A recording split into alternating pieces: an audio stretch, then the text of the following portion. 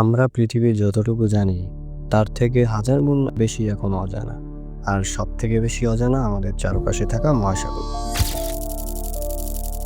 প্রতিদিন আমরা আকাশ দেখি, পাহাড় দেখি, কিন্তু যেটা দেখি না সেটা হচ্ছে সমুদ্রের তলদেশ। অধ্যায় 1।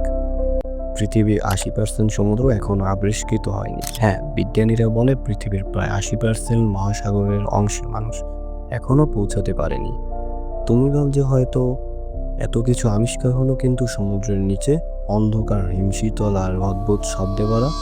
নাসা এর প্রাক্তন বিজ্ঞানী বলেছিলেন, আমরা মঙ্গল গ্রহের পৃষ্ঠ সম্পর্কে যা জানি তা আমাদের নিজেদের মহাসাগরের তুলনায় বেশি। অধ্যায় 2। গভীর সমুদ্রের ভয়ানক শব্দ, দ্য ব্লু।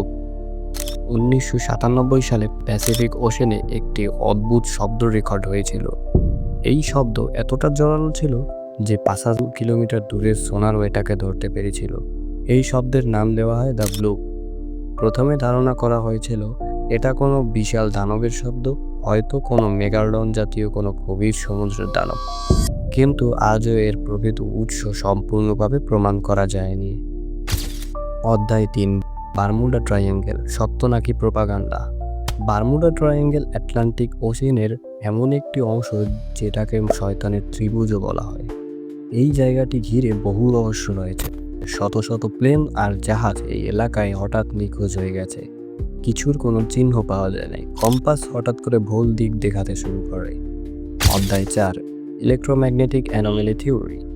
বেশিরভাগ মানুষ জানে না বারমুডা ট্রায়াঙ্গেলের জলের নিচে রয়েছে প্রাকৃতিক চুম্বকীয় পাথর বা ক্রিস্টাল ম্যাগনেটিট।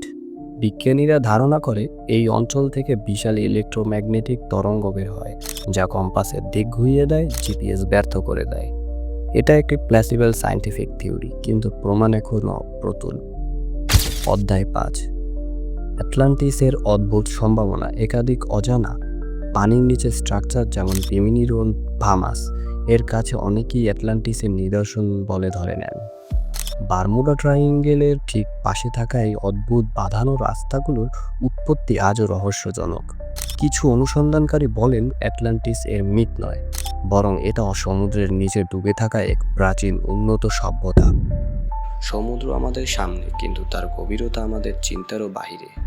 সেখানে হয়তো লুকিয়ে আছে কোনো হারিয়ে যাওয়া সভ্যতা, কোনো দানব, অথবা এমন কিছু এখনো আমরা কল্পনাও করতে পারিনি। একদিন হয়তো আমরা বুঝতে পারবো সমুদ্র শুধু পানি না, এটা হচ্ছে সময়ের পাত্র, যেখানে সব হারিয়ে যাওয়া সত্য লুকিয়ে আছে।